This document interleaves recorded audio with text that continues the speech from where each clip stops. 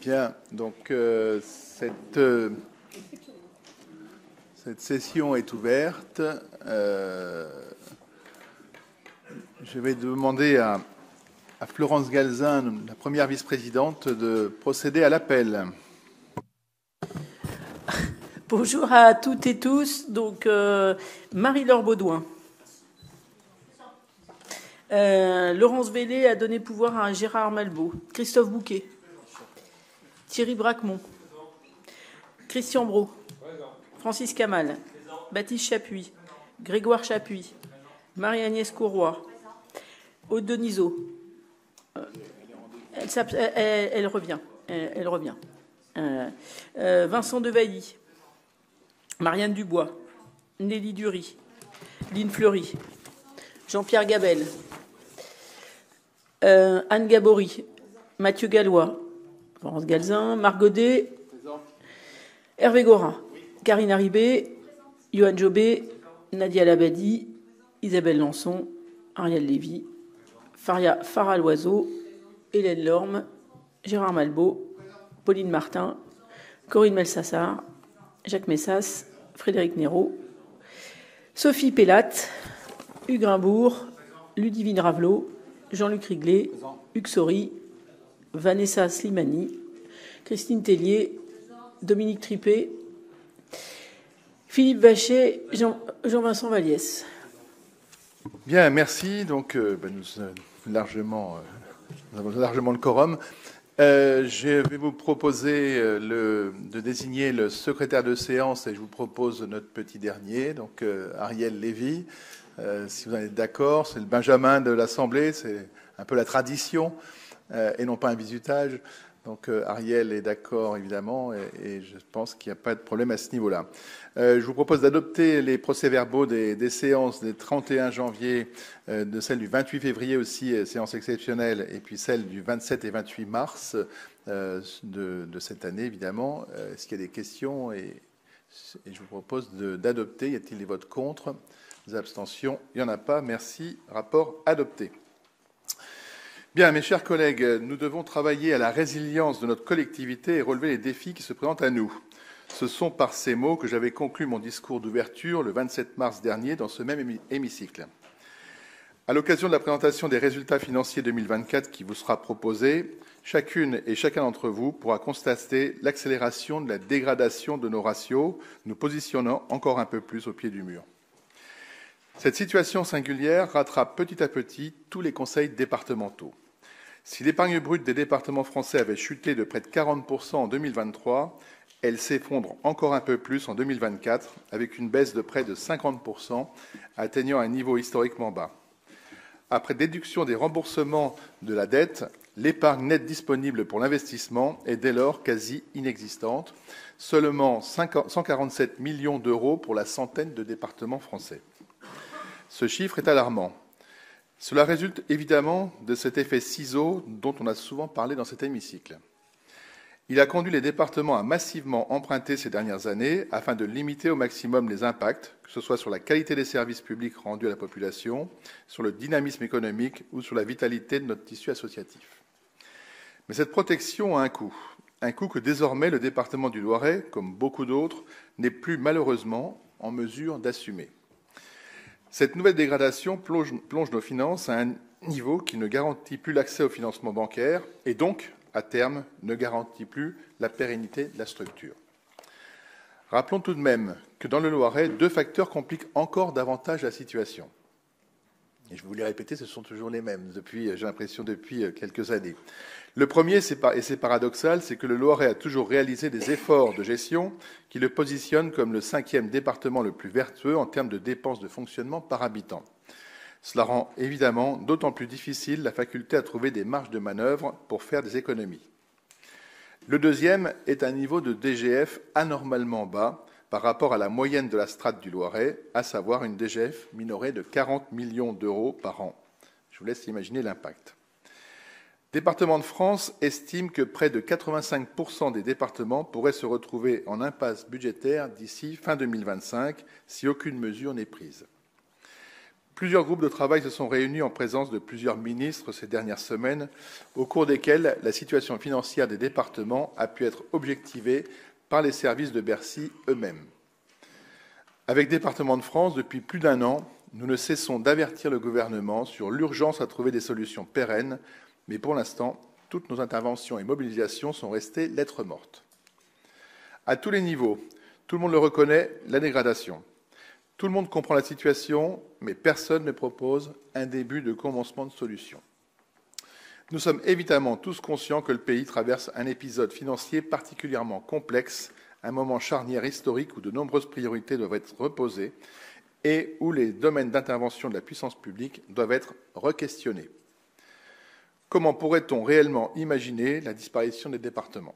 Pourrait-on réellement considérer qu'ils ne servent à rien dans la démocratie?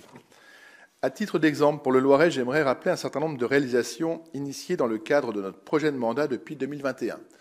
Je les prends dans l'ordre des commissions, des différentes commissions. La construction de 2 collèges, un à Pithiviers, un à Dadonville. La restructuration de 3 autres collèges, Beaugency, Tigy, Châteauneuf-sur-Loire. La mise en place de formations aux gestes qui sauvent dans nos collèges. 60 projets ont été accompagnés dans le cadre du budget participatif collégien. La création de 150 places d'hébergement supplémentaires pour la protection de l'enfance, la construction d'une nouvelle antenne de la maison de l'enfance à Amilly, l'ouverture de relais parentaux, la mise en place de 4 intervenants sociaux en police et en gendarmerie pour les violences intrafamiliales, la concrétisation d'un internat social éducatif médicalisé pour les adolescents, donc ISEMA, on en parlera tout à l'heure, ainsi que le retour au soutien à la prévention spécialisée. Le soutien à l'aménagement de l'échangeur autoroutier Gilly-Saran, là on passe à la commission B. La réalisation de plusieurs tournes à gauche ou à droite pour sécuriser les carrefours.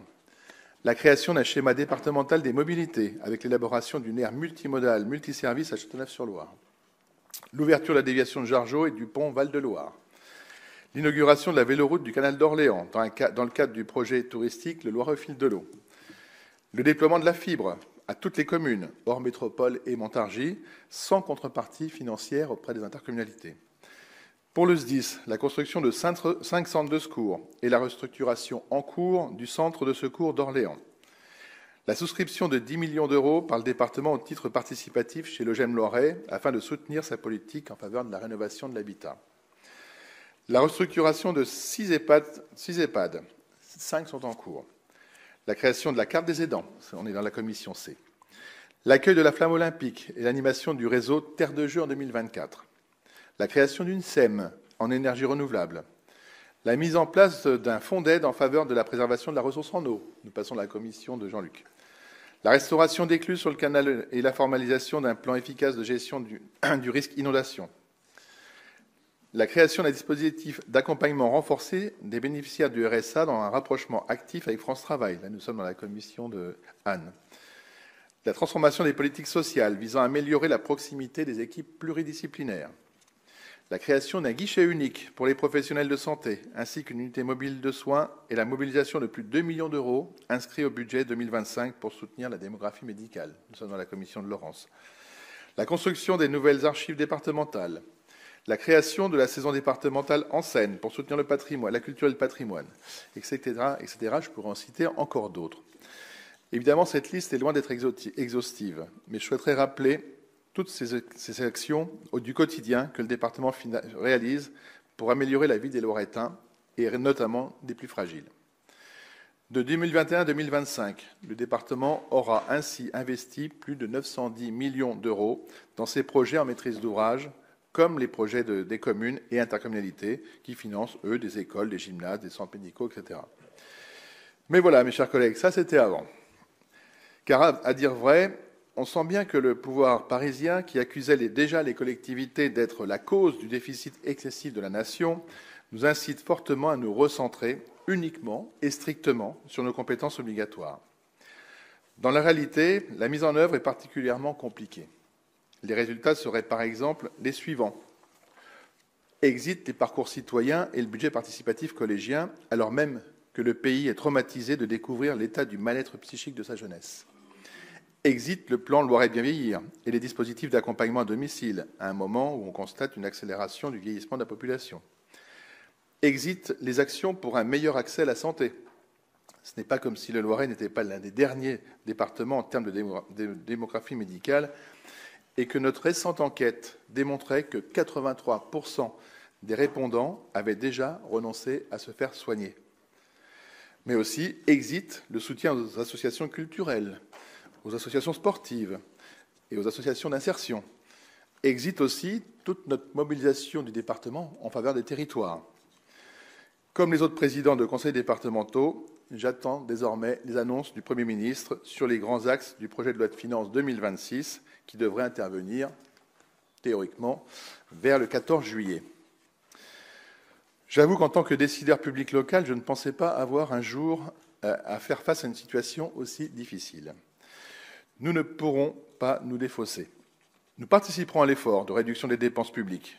Nous avons le devoir de re-questionner nos politiques publiques, leur périmètre et leur efficacité.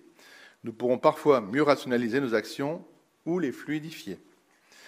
Pour cela, nous aurons un travail au sein de l'exécutif avant l'été qui permettra de fixer un cadrage général en vue des séminaires budgétaires qui se dérouleront à l'automne dans chacune de vos commissions. Mais je le réaffirme aussi aujourd'hui, il ne s'agit pas pour moi de jouer le rôle d'un liquidateur, comme on dit, d'éteindre la lumière et de fermer la porte. Nous n'avons pas été élus par nos concitoyens pour cela. Notre rôle n'est pas de tout arrêter, avec toutes les conséquences négatives que cela entraînerait sur le territoire en termes de cohésion sociale et territoriale. Je considère que les départements ont déjà bien pris leur part en assumant toujours plus de charges de l'État quand celui-ci n'a eu de cesse de se désengager dans nos territoires, tout en augmentant sa voilure par la création de nouvelles agences en tout genre. Je pense que là aussi, il y a un travail à faire, Madame Martin. Depuis hier, 18 juin, les départements assument seuls, et cela jusqu'à la fin de l'année, les dépenses de solidarité nationale. C'est le fameux jour du dépassement calculé par département de France. Vous le savez, mes chers collègues, ce sont ces compétences obligatoires, RSA, APA, PCH notamment, qui ne sont plus compensées par l'État qu'à hauteur de 40%. Je vous rappelle, pour le RSA, c'était 88% quand il a été transféré au département. Là, nous sommes à moins de 50%. La somme cumulée dont l'État nous est redevable depuis 2002, date du transfert de la compétence, des premières compétences, s'élève aujourd'hui à plus d'1 milliard d'euros, soit 2,5 fois l'encours de notre dette. Vous en conviendrez, les départements ont déjà beaucoup donné. Je pense pouvoir le dire, au nom de vous toutes et tous, que nous sommes attachés à l'action de proximité de notre collectivité et que nous souhaitons ardemment défendre l'institution départementale. Aussi, je vous propose, en responsabilité, au-delà de nos sensibilités partisanes, d'être prêts à travailler pour faire de nouveaux efforts compte tenu de la situation nationale exceptionnelle. Nous attendons cependant du gouvernement qu'il prenne aussi ses responsabilités. Nous aurons l'occasion de recevoir durant cette session Madame la préfète, dans quelques instants, qui nous présentera le traditionnel rapport des services d'activité de l'État. Je dois dire qu'en tant qu'élu local et en tant qu'élus locaux, c'est de cet État sur le territoire que nous apprécions, parce qu'il est à l'écoute et sait travailler en partenariat avec les acteurs locaux. Je voudrais enfin, pour conclure, avoir un mot pour nos agents de la Maison de l'Enfance qui manifestent ce matin devant nos portes. Nous savons combien leur métier est difficile. La protection de l'enfance est touchée de plein fouet par les évolutions sociétales incontrôlables qui s'imposent à tous. Depuis le début du mandat, avec Florence Galzin, nous en avons fait une priorité. Malgré les importants moyens mis en œuvre par le département, en très forte augmentation ces dernières années, nous ne réussissons pas à trouver des solutions pérennes. Quand je vous dis « nous », je parle de l'ensemble des acteurs mobilisés, préfecture, procureur, magistrats, éducation nationale, ARS, collectivités locales. Pour cela, à l'issue de ce débat d'ouverture, je recevrai une délégation de représentants de la MDE. Madame la préfète a accepté aussi d'être à nos côtés avec Florence Galzin et avec Anne Gabory au titre de sa compétence sur les relations humaines et le dialogue social. Voilà, mes chers collègues, vous l'aurez compris, nos sessions s'annoncent riches en débats. Je sais pouvoir compter sur votre participation et votre mobilisation au service des Loiretaines et des Loiretains, et je vous remercie et vous laisse la parole. Bien, Hélène Lorme.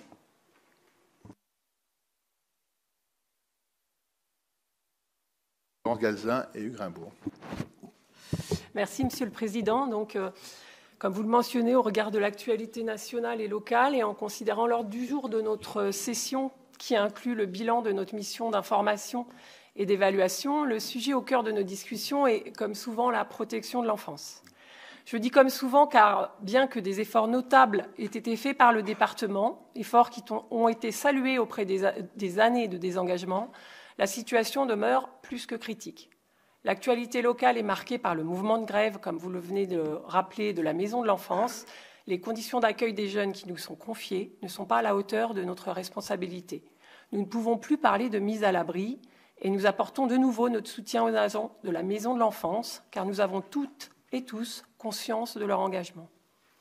Face à ce constat, il y a deux responsables, nous, le département et l'État.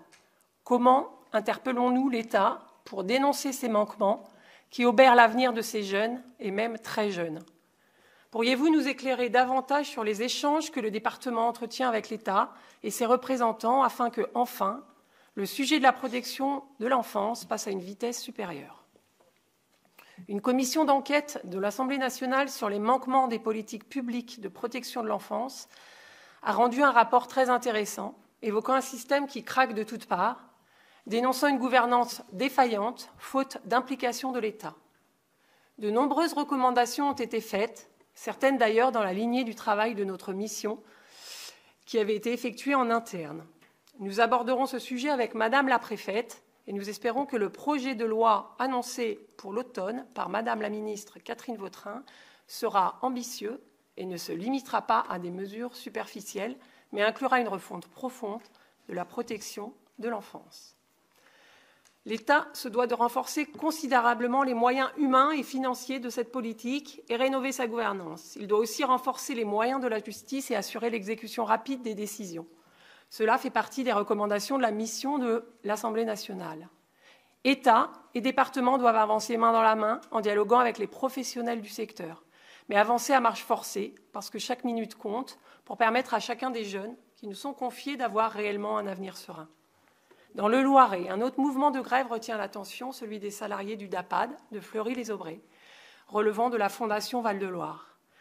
Le cadre juridique, suite à la décision de la Cour de cassation sur des placements à domicile, impose de transformer ces placements en AEMO RH, assistance éducative en milieu ouvert renforcée avec hébergement. À l'instar d'autres politiques dont nous avons la charge, nous devons dresser un bilan des actions menées et collaborer avec les acteurs de terrain pour identifier les alternatives à ce cadre juridique imposé. Ne compromettons pas un fonctionnement avec une solution dont les effets collatéraux empireront le mal. La question des actions à domicile est centrale dans la problématique de la protection de l'enfance, mais pour cela, il est impératif de disposer de moyens nécessaires et de travailler ce sujet en dialogue avec toutes les parties prenantes. Notre jeunesse, comme vous l'évoquiez, est en souffrance, comme en témoignent de nombreux drames, certains très récents, qui nous le rappellent constamment. Or, c'est elle qui construit notre avenir. Nous devons traiter le mal à la racine, c'est-à-dire s'attaquer aux causes profondes. Quelques jours après le meurtre d'une surveillance et qu'une minute de silence ait été respectée dans les établissements scolaires, vous étiez présent, Monsieur le Président, au Collège Jeanne d'Arc. À cette occasion, interrogé sur l'implémentation de portiques devant les établissements, vous avez répondu « Ce n'est pas la solution miracle et j'imagine mal comment on peut financer 1, 2, voire 3 portiques par établissement. Il faut aller chercher des solutions ailleurs, dans la prévention, la détection des comportements pour faire en sorte que cette jeunesse soit moins violente. » Effectivement, il est impératif que nous renforcions nos politiques de prévention. Le département doit mettre en œuvre des politiques de prévention et de protection de l'enfance pour assurer un cadre sécurisé et favorable au développement de nos jeunes, tous nos jeunes. Justement, le rapport de la mission de l'Assemblée nationale insiste sur le repérage et la prévention, parlant d'une stratégie préventive qui permettrait de réduire les placements et de réorienter les budgets départementaux et de passer d'une logique curative à une approche préventive et globale. Il est temps de voir ces orientations se concrétiser. Du côté du département, avec les contraintes budgétaires que nous connaissons, nous devons assurer nos compétences prioritaires et être aux côtés des acteurs de la prévention et de la parentalité pour renforcer notre intervention en la matière. Je vous remercie de votre attention. Merci. Donc, Florence apportera quelques réponses, je pense aussi. Les échanges avec l'État, ils sont bons avec l'État, comme j'ai dit, local. Madame la préfète nous dit régulièrement que c'est pas de sa compétence, sauf que de la compétence de l'État, vous avez la pédopsychiatrie, par exemple, qui est complètement défaillante au niveau national. Il y a des départements, hier nous avions l'Assemblée générale de l'ADF, certains départements n'ont plus un seul pédopsychiatre. Donc c'est dire aussi comment ce système, comment la pédopsychiatrie est le parent pauvre de la santé. Nous avons décidé au niveau du département de France, de façon unanime, à repérer dans tous les départements toutes les carences de l'État dans le domaine. Donc la pédopsychiatrie, mais aussi les places de PJJ. Les places de PJJ, bon, nous avons 75 places. Quand nous avons des enfants, malheureusement, qui sont du ressort de la PJJ, on nous dit non, ça y est, on est complet, on ne prend plus. Et oui, mais comment on fait, nous ? Dans certains départements, c'est 5 places de PJJ qu'ils ont. Donc, effectivement, là, il y a vraiment un travail à faire. Et je demanderai au service de le faire aussi, de repérer toutes ces carences et puis de les lister et de les chiffrer. Parce que là aussi, ça fera, je dirais, ça chargera un petit peu plus les carences de l'État. Voilà, donc, et puis vous m'avez cité sur malheureusement le drame qui s'est produit à Nogent, et on en a longuement échangé aussi hier et avant-hier au niveau du département de France. Effectivement, les portiques, c'est une idée qui ne pourra pas être mise en œuvre. Vous savez, enfin, le couteau utilisé par ce jeune homme, c'est un couteau en céramique, donc qui n'aurait pas détecté par un portique. Donc franchement, c'est pas la solution. Et ça a été dit largement. Et puis installer 1, 2 ou 3 portiques dans les collèges, vous imaginez la queue pour rentrer aux heures, je dirais à 8 heures le matin, donc ça paraît totalement inenvisageable. Je ne sais pas comment on a pu imaginer. C'est ça un peu la France, hein, c'est souvent action-réaction, donc sans qu'il y ait eu une réflexion. Donc voilà, c'est pas la bonne solution. Voilà, Florence, je te laisse la parole, et puis ensuite il y aura Hugues Grimbourg.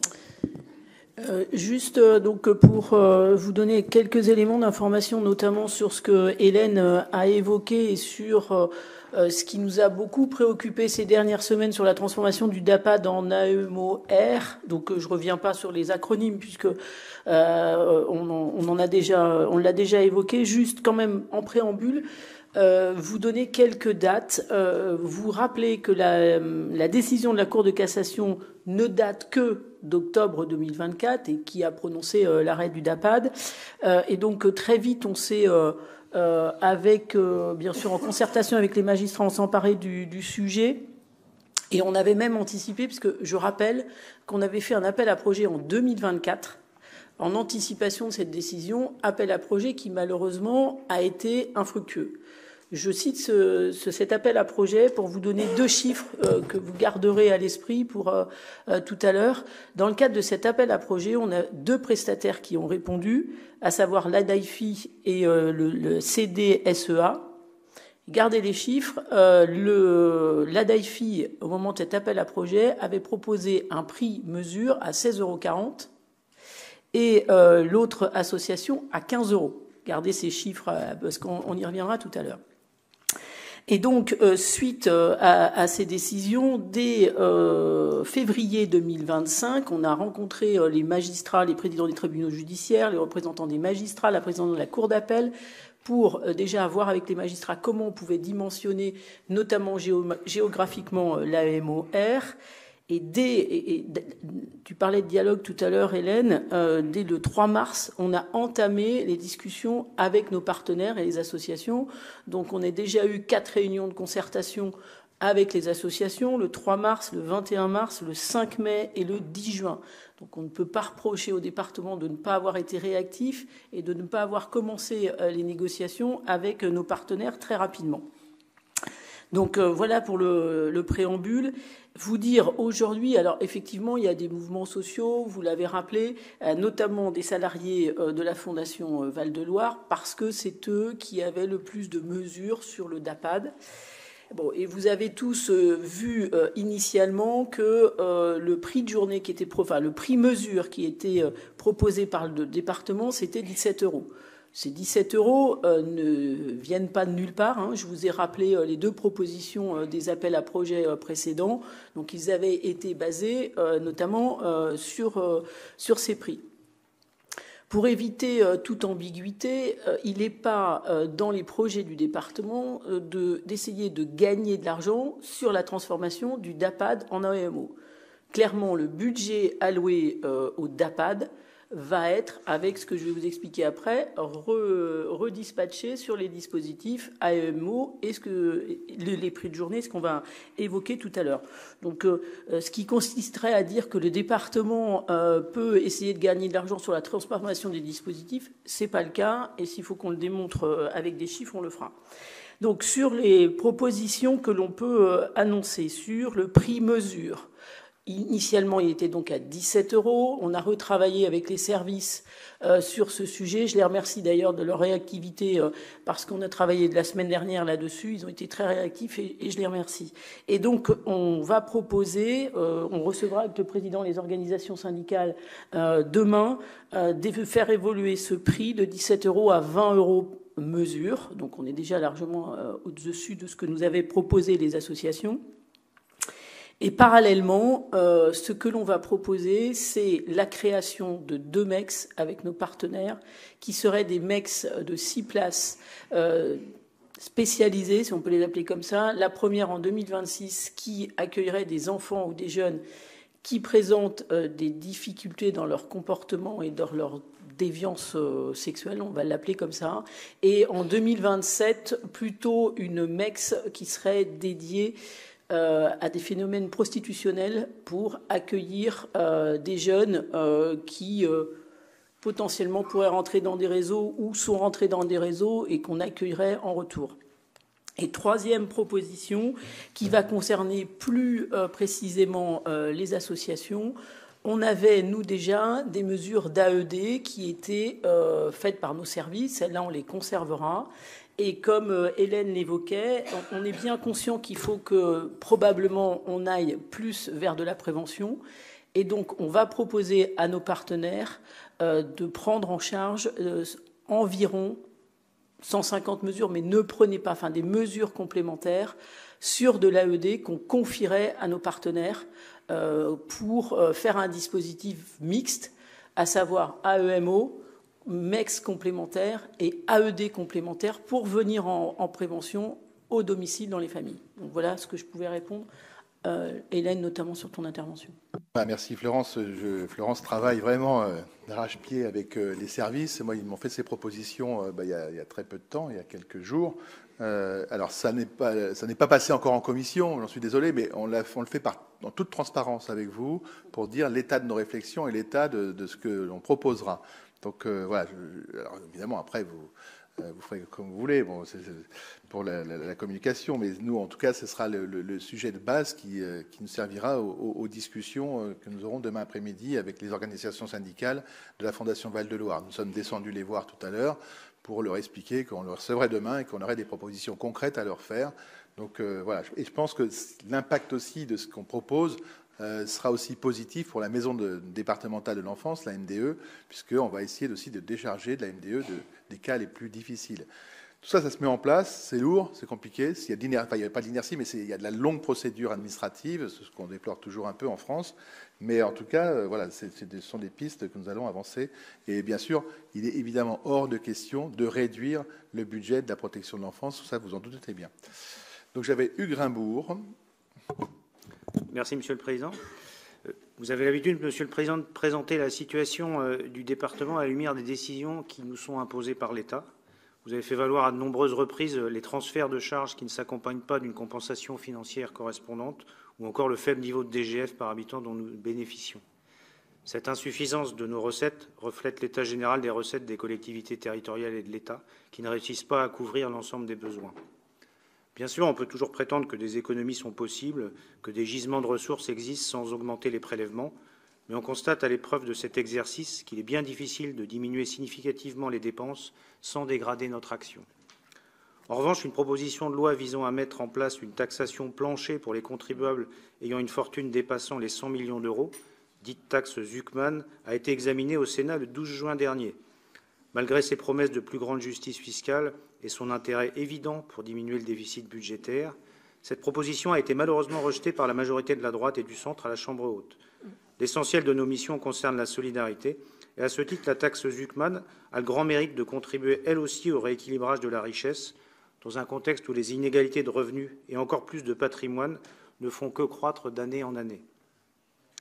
La solidarité dont il est question ici est au cœur du pacte des solidarités que nous examinons lors de cette session. Sur les 3 axes, la convention signée en 2024 avec l'État établissait un niveau de financement à hauteur de 770 000 € pour chacun des partenaires que sont l'État et le département. La délibération qui réactualise la convention diminue ce financement à parité à hauteur de 609 000 €, actant une baisse de près de 160 000 €. Dans le détail, ce sont tout un ensemble d'actions qui font les frais de ces diminutions de moyens, comme le soutien aux bénéficiaires du RSA parmi les gens du voyage.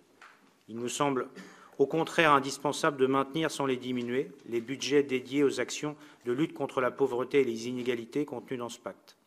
Sur le volet insertion de ce même pacte, l'État consacre toujours une somme importante, près de 1 million d'euros, à l'accompagnement des bénéficiaires du RSA sur l'est du département. Mais qu'en est-il sur l'ensemble du territoire loiretain, alors que la généralisation du RSA rénové s'applique depuis le 1er janvier à tout notre département? Pour finir, c'est aussi une diminution des ambitions en termes d'écologie et de solidarité qu'actent les pactes territoriaux en faveur de l'habitat.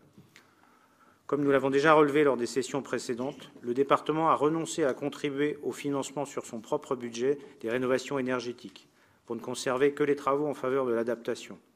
Ce choix résonne de manière malheureuse avec la suspension temporaire de MaPrimeRénov', dont on nous explique qu'elle fait l'objet de fraudes multiples, mais qui n'est pas remplacée par quelque dispositif que ce soit, au moment même où les ambitions en termes de diminution des gaz à effet de serre s'accroissent. Nous vous demandons instamment de revoir ces décisions, en remettant au centre de notre stratégie l'aide à la rénovation énergétique, notamment à destination des ménages qui souffrent de précarité énergétique, et en maintenant, au lieu de le diminuer, l'effort budgétaire en faveur du pacte des solidarités, dans un effort de justice sociale et de redistribution qui est commun avec celui de la proposition de taxe Zuckman. Je vous remercie. Bien, pour la taxe Zuckman, je laisserai nos sénateurs répondre, parce que c'est vrai qu'il y a eu un gros travail de lobbying. Alors là, on a reçu les maires, les présidents de département. Je ne sais pas s'ils voient votre niveau, enfin ceux qui ne sont pas maires, mais simple conseiller départemental, je ne sais pas si vous avez reçu de nombreux messages. Bon, là, effectivement, mais après, il y a un vote, dont acte. Sur la DGV, bah oui, on a réduit un peu la voilure, donc je ne sais pas si Anne devra apporter quelques précisions. Pour la rénovation énergétique, bah oui, on prend la compétence aide à la pierre, hein, la compétence totale, donc on sera, je dirais, à la manœuvre pour gérer ces crédits d'État. Bon, le département a ses portes qui claquent là-haut. Nous avons toujours une ligne budgétaire sur ces aides à la pierre spécifiques sur l'adaptation du logement. Et puis, nous avons quand même apporté, je dirais souligner, 10 millions d'euros à l'OGM Loiret pour son programme de rénovation énergétique des logements. Donc, voilà, je pense qu'après, il est difficile de faire mieux. Et je pense qu'aujourd'hui, si la question se posait aujourd'hui d'apporter 10 millions d'euros à l'OGM Loiret, on ne pourrait pas le faire. On l'a fait puisque nous avons eu des ressources financières importantes grâce à l'envolée des droits de mutation à titre onéreux. Et donc, nous avons créé une SEM Énergie. Nous avons apporté 10 millions d'euros à l'OGM Loiret. Nous avons apporté aussi 15 millions d'euros en réserve pour l'aménagement du canal d'Orléans. Oui, je ne sais pas s'il y a... Bien, donc voilà pour les réponses. Je ne sais pas si Anne veut apporter une précision ou pas sur la DGV. Alors la DGV, c'est dans le pacte des solidarités, il a été inclus dans le pacte des solidarités. Il y a une légère baisse, je suis en train d'attendre que M. Guérenaud me dise une petite confirmation. 25 000 euros, voilà. Alors, vous savez qu'on a opéré des baisses, effectivement, et il n'y a pas que là, effectivement. Outre cette question, je voulais revenir également sur la loi du plein emploi et nos relations avec France Travail pour la généralisation pour les bénéficiaires du RSA. Alors, c'est quelque chose qui se met en place au fil du temps, j'allais dire, mais qui prend plus de temps que prévu, vous vous en doutez. Ce n'est pas une tâche facile. Il faut harmoniser à la fois les territoires qui sont nos territoires des ADS et ceux de France Travail. Il faut que nous ayons les outils qui vont bien. Il faut que tout ça se mette en place. Il y a une très belle collaboration entre nos services départementaux et ceux de France Travail. Je crois que ça, c'est quand même un point tout à fait satisfaisant. On a une statistique générale qui atteste de 41% de retour à l'emploi après 6 mois. Donc c'est quand même quelque chose d'extrêmement important par rapport à la donnée nationale. Donc voilà, on est en plein travail sur ce chantier des bénéficiaires du RSA et de la généralisation de la mesure sur le Loiret. Petit à petit, donc on va couvrir toutes les régions, tout le département, phase par phase. Mais bon, ça se construit. Il faut aussi que les outils que nous mettons en commun avec France Travail soient efficaces, et nous ne sommes pas encore à la phase ultime, si je puis dire. Il y a beaucoup de choses à revoir, et nous avons la chance d'avoir eu l'expérimentation sur le Montargois, qui sert un petit peu de maître étalon, si je puis dire, pour pouvoir avoir une expérience et puis quelque chose de fiable pour conduire cette mesure. Bien, merci. Je ne sais pas si Pauline Martin. Oui, je vais me permettre de répondre sur deux choses. D'abord, vous m'avez interpellé sur la commission d'enquête sur les agences. Bien sûr, je ne peux pas vous faire part des conclusions puisque le rapport est en cours de rédaction et devrait être public avec une conférence de presse le 3 juillet prochain. Mais il y aura, je peux vous dire aujourd'hui qu'il y aura effectivement des avancées.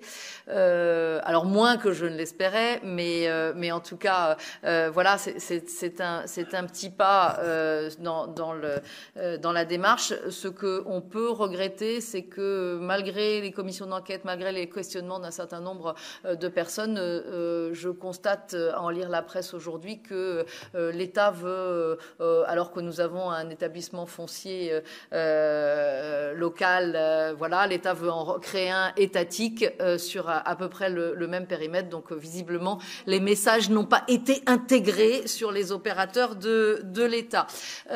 Deuxième chose sur la taxe Zuckman, et je pense que Hugues aura aussi son mot à dire. Alors déjà, à la base, je pense que ce genre de décision, on a une propension aujourd'hui, à mettre de la rustine un peu partout, sans voir les choses globalement. Je pense que les grandes orientations fiscales, elles doivent se faire dans le cadre d'un débat budgétaire et donc d'un projet de loi de finances, et pas sur une proposition de loi qui passe comme on en a je ne sais combien en ce moment. Moi, je pense que si on veut récupérer aussi des financements, et vous connaissez mon discours, il faudrait peut-être quand même qu'on commence à lutter contre la fraude, qu'elle soit sociale ou fiscale. Et en ce qui concerne la taxe Zuckman, clairement, telle qu'elle était présentée, elle venait pénaliser l'innovation, et aujourd'hui on a quand même besoin d'innovation. Venait pénaliser aussi le financement des entreprises, avec quand même un gros risque d'inconstitutionnalité. Donc voilà, en tout cas, moi je pense qu'il faut plutôt voir les choses dans leur ensemble plutôt que d'aller mettre des petites taxes à droite et à gauche. Merci Madame la sénatrice. Monsieur le sénateur Hugues Saury. En complément de ce que vient de dire Pauline, avec laquelle je suis totalement en phase sur ce sujet, je pense que ça a toujours été le credo de la gauche de faire toujours plus d'impôts. Toujours plus d'impôts. On est dans un pays où la dépense publique est la plus élevée quasiment au monde. Pour la compenser, on a un effort, il est demandé un effort fiscal où là aussi on est champion du monde. Et le résultat, ce qui résulte de tout cela, c'est un déficit de environ 3 400 milliards d'euros, ce qui là aussi est pas loin d'être un record, et ce qui est absolument intenable. Et sans vouloir annoncer du sang et des larmes dans les années qui viennent, mais on ne peut pas continuer comme ça. Il va forcément falloir faire des économies importantes, et non pas augmenter les impôts. Je pense que c'est la plus mauvaise manière. C'est envoyer un signal à tous ceux, parce que pour l'essentiel, ce sont des grands chefs d'entreprise, sont notamment des entreprises dans la tech, et c'est envoyer le signal qu'on ne veut pas de ces gens-là. Or, nous voulons ces gens-là pour qu'ils créent de la richesse, qu'ils créent des entreprises, qu'ils créent de l'emploi, et c'est uniquement comme ça qu'on pourra se sortir du mauvais pas dans lequel nous sommes. Donc je pense que la taxe Zuckman est une très mauvaise idée. Bien, merci. Donc je vais être contraint d'interrompre la séance, sauf s'il y a des prises de parole, mais parce que Madame la préfète arrive et je souhaite recevoir avec Florence et Anne donc les organisations syndicales de la Maison de l'Enfance avec Madame la préfète. Vous avez parlé tout à l'heure de l'engagement de l'État sur ces politiques-là, donc elle sera à nos côtés, ce qui signifie que le rapport qu'elle va présenter va être décalé, je pense, à 11h. Donc vous avez 3/4 d'heure de battement. Les services de l'État vont arriver. Vous pouvez aller évidemment passer les 3/4 d'heure au Salon des élus. Et en tout cas, je vous remercie de votre compréhension. Bon, allez, je vous propose de prendre place. Je crois que c'est déjà fait pour la plupart d'entre vous. Merci à vous. Alors, je salue le conseil municipal des jeunes de Sully-sur-Loire qui est arrivé, qui a patienté gentiment dans les travées des spectateurs et leurs encadrants, leurs accompagnatrices qui sont présentes aussi. Voilà, merci à vous de venir au cœur de la démocratie. Voilà, donc vous êtes dans un hémicycle, dans une assemblée qui échange, qui discute, qui n'est pas forcément d'accord sur tout et qui vote après. Voilà, donc merci à vous les jeunes. Madame la préfète, merci aussi. Je vous accueille tout comme les jeunes, avec beaucoup de plaisir. Vous êtes une nouvelle fois à nos côtés pour représenter le rapport d'activité des services de l'État. Donc ça, c'est une tradition et c'est une obligation même qui nous est faite. Et en tout cas, c'est avec plaisir que nous vous recevons. Et je tiens à vous remercier déjà tout particulièrement d'avoir été à nos côtés, aux côtés de Florence Galzin et Anne Gabory, et nos services pour recevoir les organisations syndicales de la Maison de l'Enfance qui sont, vous le savez, sur le parvis de notre hôtel départemental pour des revendications qui sont connues, mais que vous avez aussi accepté d'entendre et d'apporter quelques pistes de réflexion. Voilà, sans plus attendre, je vous laisse la parole. Très bien. Je crois qu'on va d'abord vous présenter un petit film et après je dirai quelques mots si vous voulez bien.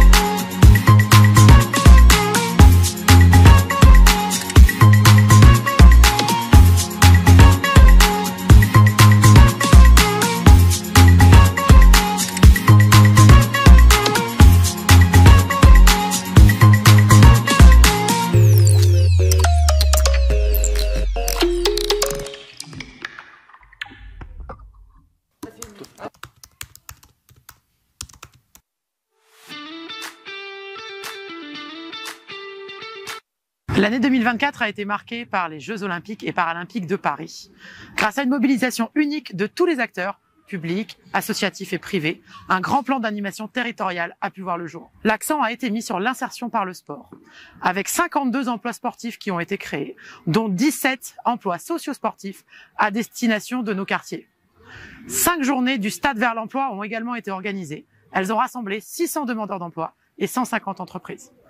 Ce plan a représenté un investissement d'1 million d'euros de l'État sur le département du Loiret, remplissant ainsi son double objectif. Le premier, faire des Jeux une vraie fête populaire. Le deuxième, assurer un héritage. Les Jeux Olympiques de Paris se sont déroulés du 26 juillet au 11 août 2024 et les Jeux Paralympiques, quant à eux, du 28 août au 8 septembre. Durant ces deux périodes, il y a eu une forte mobilisation des forces de sécurité. On compte en effet 287 policiers qui ont été mobilisés sur l'ensemble des 2 événements et 317 gendarmes. Cette mobilisation a eu lieu tant sur la plaque parisienne pour la sécurisation des Jeux Olympiques, mais aussi dans le département de l'Indre où se déroulaient les épreuves de tir. Il convient de noter une forte mobilisation de la préfecture au stand de tir où avaient lieu les épreuves olympiques. La direction interdépartementale de la police nationale a été créée le 1er janvier 2024. Donc l'année 2024 est pour nous l'occasion d'un premier bilan qui est tout à fait positif, puisque la délinquance globale a baissé de près de 3% sur le ressort de la police nationale du Loiret. Ce qui est assez important pour une première année. Nous avons notamment stabilisé les violences intrafamiliales et les violences conjugales, même si les atteintes aux personnes sont quand même en hausse certaines, notamment en lien avec les violences sexuelles. Nous avons fait baisser aussi les atteintes aux biens, qui baissent de près de 8% cette année, ce qui est là aussi tout à fait significatif de notre action tout au long de l'année. Le point noir, c'est la sécurité routière, puisque nous avons une augmentation de 30% des décès sur la route. Au niveau des affaires importantes, nous avons beaucoup travaillé sur la lutte contre le trafic de stupéfiants, avec des opérations place nette, notamment à Montargis, qui regroupaient l'ensemble des services sur des opérations très importantes et qui ont eu un certain nombre de résultats d'interpellation et de démantèlement de groupes de trafiquants. Et bien sûr, nous allons continuer cette action en 2025 en l'augmentant encore, puisque c'est une priorité du ministre de l'Intérieur. 2024 aura été marqué par notre capacité en tout début d'année à gérer les colères agricoles et notamment à protéger le marché national de Rungis en freinant les véhicules agricoles sur la Loire entre Orléans et Gien. 2024 aura été également marqué par notre capacité à encadrer plus fermement le rassemblement des gens du voyage à Nevoy au mois de mai, organisé par l'association Vie et Lumière. Mais 2024 aura été également marqué de façon plus inquiétante par l'augmentation très nette des violences faites aux femmes et aux mineurs dans le département du Loiret. Plus de 2200 femmes et 730 mineurs ont été touchés dans leur chair ou dans leur âme. 2024 aura enfin été marqué par un accroissement de la mortalité sur les routes après quelques années de répit. Le plan attracticité pour Montargis, je le rappelle, c'est un plan en faveur des quartiers prioritaires de la ville de Montargis suite aux émeutes de 2023. C'est la mobilisation de tous les services de l'État sur ces quartiers prioritaires. Et ce plan, il a 2 piliers, un pilier sécuritaire et un pilier social. Et sur l'aspect sécuritaire, on remarque en 2024 une baisse générale de la délinquance de plus de 9%.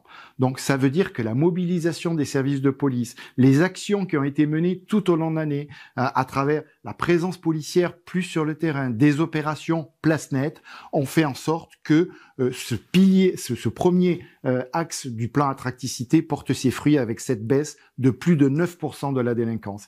Et à côté de ça, évidemment, on a toute la mobilisation sociale, éducative, culturelle sur ces quartiers qui portent ses fruits. Voilà, donc on voit que quand le social est au service de la sécurité, ben ça marche. Là, on a réellement une baisse de la délinquance.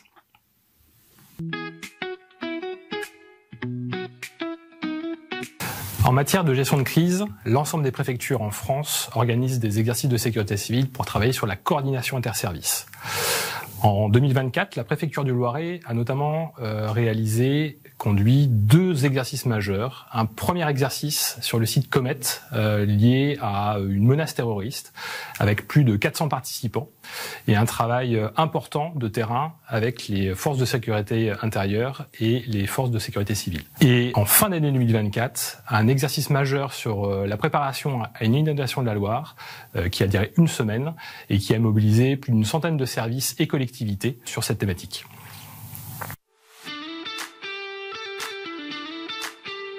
En matière agricole, l'année 2024 a été à la fois l'année de l'expression d'un profond malaise du monde agricole et une année de conditions météorologiques très pénalisantes pour les cultures.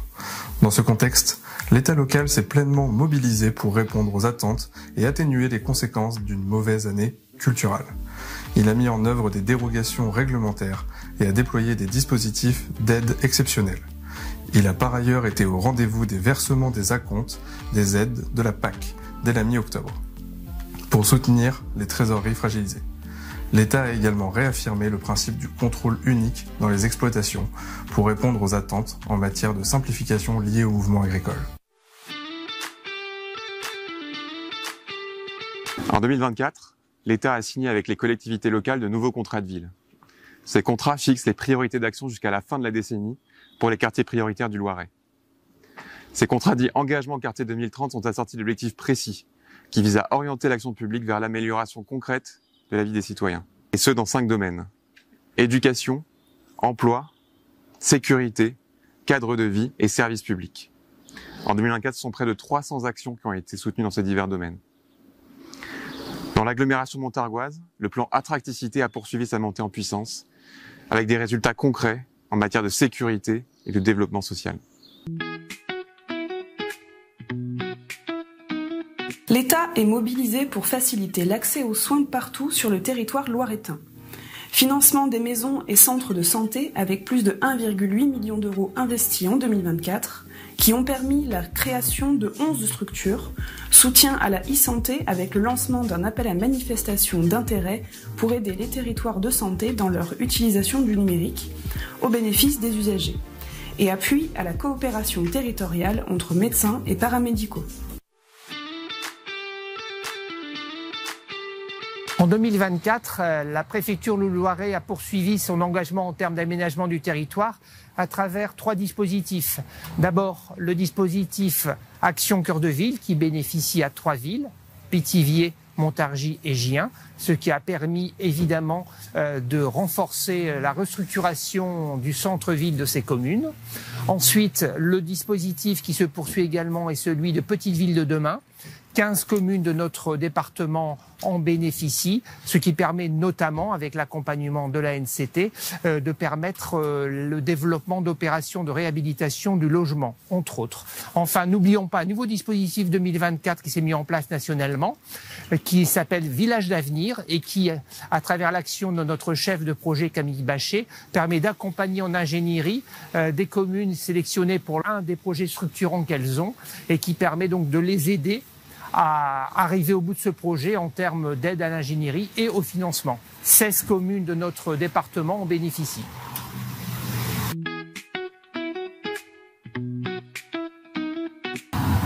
L'État a conduit une politique active au soutien des énergies renouvelables afin de répondre à l'impératif de souveraineté énergétique et économique, mais également afin d'avoir un mix énergétique qui soit plus divers. Pour ce faire, l'État a renforcé la phase amont des projets, notamment en réunissant son pôle ENR à 14 reprises pour examiner 31 projets. L'activité locale a également été au cœur des préoccupations de l'État en 2024, puisque la parole a été donnée aux maires afin que ceux-ci puissent définir des zones d'accélération d'énergie renouvelable. Dans le Loiret, ce sont 240 communes qui se sont prononcées et qui ont pu définir plus de 2000 zones d'accélération. Le programme France 2030 soutient la transformation des secteurs clés de notre économie pour positionner la France en leader du monde de demain. Dans le Loiret, le soutien de l'État à nos industries a permis des ouvertures de sites comme Servier ou le passage à l'échelle des productions de Martin Pourret. Dans le département, l'État a accordé 17 millions d'euros à 29 entreprises, sans oublier l'aide aux entreprises en difficulté comme Duralex.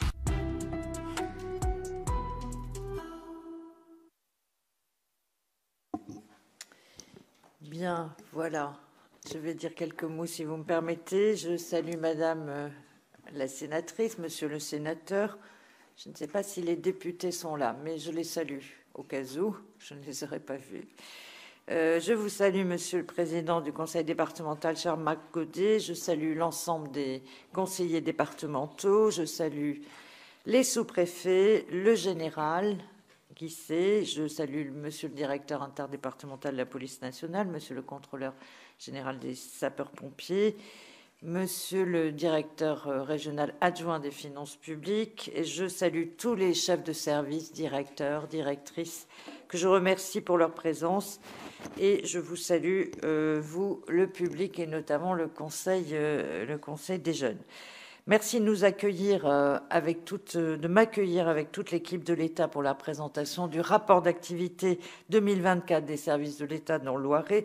Je crois que le film que nous venons de voir en retrace les moments forts et les grandes avancées, et le document que nous vous remettons, le document papier que nous vous remettons aujourd'hui en détail, les résultats chiffrés, grande politique publique par grande politique publique.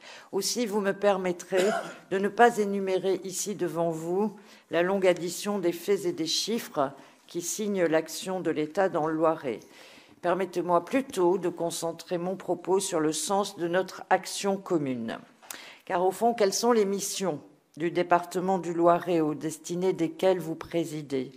Le département, c'est pour moi, d'abord, surtout et toujours, la collectivité du cœur, celle qui consiste à soutenir ceux qui ont moins pour que la devise de la République française ne soit pas qu'une ville promesse de papier, celle qui consiste aussi à mettre en valeur ce Loiret que vous aimez tant pour qu'il soit un bout de France où l'on est heureux de vivre.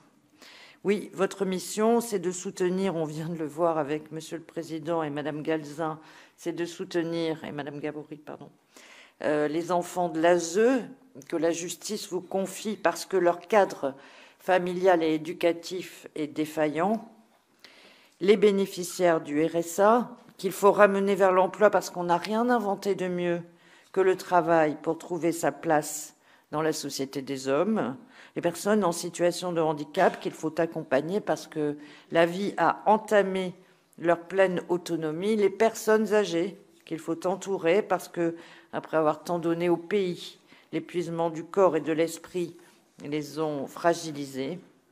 Les associations qu'il faut aider à travailler pour que le lien social se fortifie dans les quartiers, mais aussi dans les campagnes, et que notre communauté humaine ne se sépare pas en archipel à la dérive. Les maisons de santé pluridisciplinaires, désormais au nombre de 24 dans le Loiret, pour mettre un coup d'arrêt au désert médical. Et oui, votre mission, c'est aussi de veiller sur votre terre pour qu'elle offre toutes les aménités que les citoyens en espèrent. Les routes et les ponts qu'il faut entretenir pour relier les villages et les villes et faciliter la circulation des citoyens, la juste répartition des richesses. Les communes et leurs intercommunalités dont il faut aider à concevoir et à financer les projets d'équipement et de modernisation. La feuille de route France Numérique Ensemble, que nous avons élaboré et signé, Monsieur le Président, pour que le Loiret soit un département connecté, les logements à prix modéré qu'il faut construire ou rénover pour mettre un toit sur la tête de chacun, les espaces de covoiturage et qu'il faut créer, ou le CERM en étoile qui va proposer des transports collectifs et que nous devons dessiner ensemble pour offrir une alternative aux voitures individuelles et aussi pour relier les petites villes à la métropole, les pistes cyclables qu'il faut développer pour que la Loire et le canal soient désirables aux touristes, les collèges et l'université qu'il faut développer pour éduquer les générations futures, la biodiversité sur laquelle il faut veiller, car nous ne saurions vivre sans elle, et les inestimables services gratuits qu'elle nous rend, et nos forêts sur lesquelles il faut également veiller ensemble pour les préserver des incendies. Alors je crois que dans tous ces domaines, ceux du cœur et ceux du développement du territoire, sur tous ces fronts, vous avez marqué des points en 2024 et je vous en remercie. Et dans tous ces domaines, sur tous ces fronts, je crois que l'État s'est tenu à vos côtés et j'en félicite les services. Cette coopération, notre volonté d'être à votre écoute, d'être en soutien, elle ne faiblira pas en 2025. Je crois que dans notre pays qui se complaît à tort dans le pessimisme, nous pouvons quand même, sans être dans une approche irénique, mais nous pouvons quand même avoir quelques motifs de fierté partagés. Et c'est pourquoi aussi je crois que nous devons cultiver ensemble la confiance plutôt que de flatter notre penchant séculaire et très français à la râlerie. La confiance, c'est un capital temps et enthousiasme inestimable pour affronter les temps que nous traversons. Je prends quelques exemples seulement. L'expérimentation de l'accompagnement des bénéficiaires du RSA dans le bassin d'emploi du Montargois, parce que France Travail Je salue Patrick Boissy.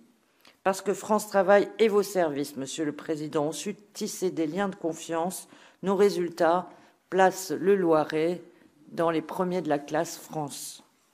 Depuis mars 23, début de l'expérimentation, 45% des bénéficiaires ont retrouvé un emploi, 31% sont sortis définitivement de vos tablettes des bénéficiaires du RSA. Pour les individus, évidemment, retrouver un emploi, c'est recouvrer sa dignité. Et pour le département, c'est une économie de 453 000 €. Et parce que les effets bénéfiques de cet accompagnement méritent du temps, qu'ils mettent quelques mois à se concrétiser, nous pensons que ce sont presque 700 000 € que le département n'aura plus à verser sur l'année à venir. Chaque année, ce bénéfice devrait aller en prospérant et en fournissant aussi aux employeurs des 32 métiers en tension du Loiret des salariés prêts à s'investir. Pour vous soutenir dans cet effort, l'État continuera de vous apporter un soutien important de plus de 1,6 million cette année. Voyez aussi le pacte des solidarités, parce que nous ne voulons pas que la pauvreté demeure un héritage qui se lègue de génération en génération. Nous avons signé ensemble un pacte.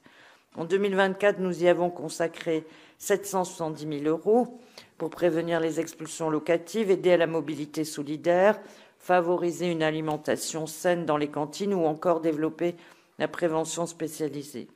En 2025, ce sont plus de 600 000 € que nous mobiliserons pour approfondir ces actions. De ces efforts partagés ensemble, en confiance, nous pouvons espérer moins d'enfants fracassés qui rejoindraient l'ASE, moins d'adultes en décrochage qui rejoindraient la cohorte des bénéficiaires du RSA, dont le nombre baisse désormais chaque mois dans le Montargois. Du côté de la protection de l'enfance, qui est un sujet qui vous préoccupe, tant je le sais, nous essayons aussi de progresser main dans la main avec la justice et l'ARS. Le Conseil départemental de l'enfance que nous animons ensemble est le lieu dans lequel nous prenons des décisions structurantes pour tenter d'améliorer le sort de ces enfants et le travail de vos équipes. Au titre des responsabilités qui m'incombent et avec l'implication du directeur interdépartemental de la police nationale, que je remercie, nous avons désigné une gradée au commissariat comme interlocutrice privilégiée de la maison de l'enfance et réalisé une première opération avec le chien anti-stup qui sera dupliqué régulièrement dans l'avenir. Nous avons lancé la mise en place de l'ISEMA qui prendra en charge les profils les plus complexes et nous réfléchissons ensemble à une action pour lutter contre la prostitution des mineurs.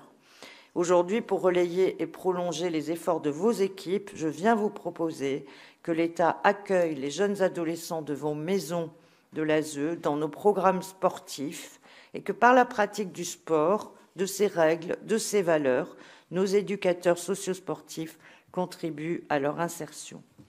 Je vous propose aussi que nous fassions bénéficier de nos programmes de volontariat à l'étranger certains de vos jeunes. Voyager, découvrir une autre réalité, c'est souvent une bonne façon de réaliser combien la France est un grand pays. Du côté du développement du territoire aussi, nous avons progressé en nous faisant confiance. Témoin l'offre couplée d'ingénierie mise en place entre les équipes de Cap Loiret et nos experts d'État qui a été soulignée comme un exemple par l'ANCT. C'est un guichet unique, une seule porte à pousser, des revues de projets régulières qui permettent à nos équipes et vos équipes de venir en soutien conjoint des communes et de leurs groupements pour les accompagner dans l'élaboration de leurs projets. L'État étendra cette année le réseau des maisons France Service en étroite collaboration avec le conseil départemental, soucieux, je le sais, d'améliorer son offre de proximité. Autre exemple de cette coopération confiante, les échanges que chaque sous-préfet organise avec les conseillers départementaux de leur canton à l'heure des choix en matière de DETR et de DSIL pour discuter des projets à retenir. L'an prochain, je souhaite que ce tour de table des financeurs soit élargi aux opérateurs de l'État et à la région pour que, en ces temps de réduction budgétaire, nous disposions d'une ingénierie financière optimisée. pour lutter contre les feux de forêt, Monsieur le contrôleur général, qui menace sous l'effet du changement climatique et la Sologne et la forêt d'Orléans, l'État a pris sa part dans votre action en faveur de la sécurité incendie. 3 camions feux de forêt ont été livrés au titre du pacte capacitaire et le système de détection par vidéosurveillance est en cours de déploiement pour permettre d'attaquer le feu à la moindre fumerole. Enfin, les obligations légales de débroussaillement ont été adoptées pour aider l'action des sapeurs-pompiers et éviter que la végétation qui entoure les habitations ne fournisse aux incendies un combustible supplémentaire. Pour optimiser notre réponse opérationnelle en matière d'inondation, notre coopération s'exprime également dans les exercices de sécurité civile tels que celui de décembre 2024. Nos services ont ensemble simulé une crue historique de la Loire et nous avons rejoué un exercice sur table il y a quelques jours pour travailler sur l'évacuation des habitants, puisque 84 000 habitants de notre département seraient concernés par une crue. Voilà quelques-unes de nos contributions au défi de l'adaptation au changement climatique qui, dans les semaines à venir, fera l'objet d'échanges nourris avec tous les acteurs du territoire pour relever le défi du chaos climatique. J'arrête là ces quelques exemples, mais ils disent, je crois, tout l'intérêt d'une coopération intelligente entre nous. Monsieur le Président, Mesdames et Messieurs les élus, 1,7 milliard. 1,7 milliard, c'est le montant des concours financiers, des subventions, des prêts, des exonérations que l'État a consacrés en 2024 à notre territoire. C'est 1,7 milliard, c'est sans compter les salaires des 28 000 fonctionnaires qui contribuent chaque jour à la vitalité économique du Loiret, sans compter évidemment les retraites versées aux personnes retraitées du département, sans compter les soins de santé remboursés aux malades et sans compter les aides familiales consenties qui sont, je le rappelle, le social est, je le rappelle, le premier poste de dépense du pays. Vous pourrez m'objecter que les soutiens de l'État ont été réduits en 2025 et qu'ils le seront encore en 2026. Cela est vrai, cela est exact. Mais en additionnant tout, 1,7 milliard, vous avouerez tout de même que c'est une belle somme. Je sais, pour vous côtoyer souvent, les uns et les autres, les unes et les autres, que vous êtes des responsables politiques doublés de personnes de bon sens. Vous savez, nous savons tous que la France ne peut pas continuer à payer chaque année 54 milliards d'intérêts au marché financier au titre de sa dette. Vous savez, nous savons tous que la prochaine loi de finances sera rude, comme pour vous, comme pour nous. Mais le gouvernement a conscience des difficultés particulières que rencontrent les départements, précisément parce que les départements sont la collectivité du cœur. C'est pourquoi, cette année, vous avez pu augmenter vos DMTO pour améliorer vos recettes. 700 millions en sont attendus au niveau national. C'est pourquoi le prélèvement sur recettes, ce fameux DILICO, a été inférieur pour les départements à leur poids réel dans la dépense publique de la nation.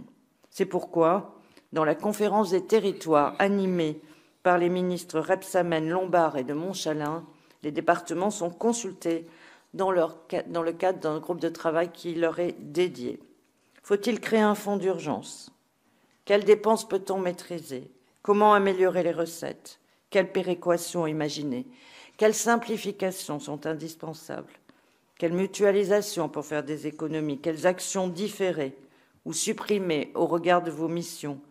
Comment mieux adapter nos réponses aux besoins du territoire? Comment réformer en profondeur le système de financement des collectivités? Voilà les questions qui sont débattues ce jour même, ce 19 juin, à Paris, tandis que nous nous parlons, dans le groupe de travail qui vous est dédié et auquel participent les ministres. Je pense que le département de France y fera des propositions concrètes, en confiance, au nom du pays et des citoyens. Quand le manque succède au plein, c'est le moment où les femmes et les hommes, se sentant soudain démunis, peuvent se réinventer, donner du sens à leurs choix et leurs priorités. C'est ce que nous vous proposons, continuer à travailler pour l'intérêt général du Loiret, du pays, en confiance et en partenariat, car comme le disait Hannah Arendt, le pouvoir jaillit parmi les hommes quand ils agissent ensemble. Vive le Loiret, vive la République et vive la France.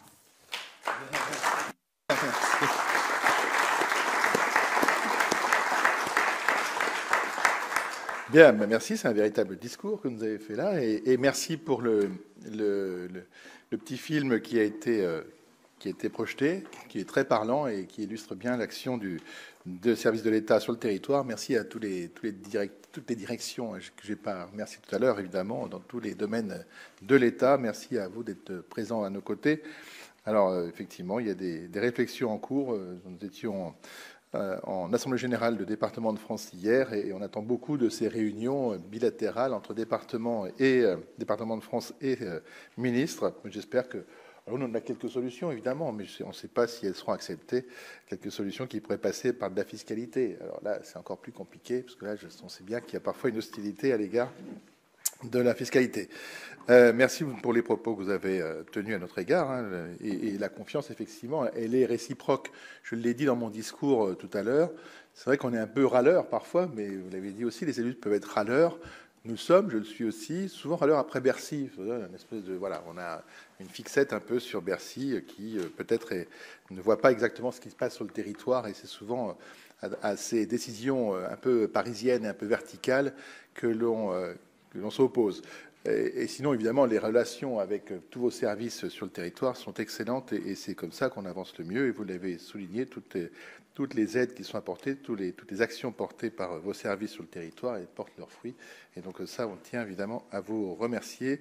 Et puis merci aussi d'avoir été à nos côtés pour cette réunion avec nos services, avec nos organisations syndicales de la Maison de l'Enfance, et les propositions que vous avez faites, notamment à travers les éducateurs sportifs ou des programmes européens. Je pense qu'ils ont été sensibles à cette proposition, et on a bien vu qu'ils ont noté et se feront le relais auprès de leurs équipes, certainement. Voilà, merci. Je vais laisser la parole aux collègues qui ont quelques questions, et je pense que parmi ceux-ci, il y a Hugues Saury qui a fait le bras. Merci, Président. Madame la Préfète, je m'associe à ces remerciements. Merci pour ce traditionnel rapport d'activité qui n'est pas traditionnel sur sa forme.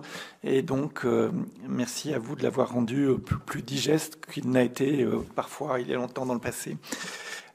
J'avais effectivement un certain nombre de questions. Je voulais vous remercier aussi d'avoir qualifié le département collectivité du cœur.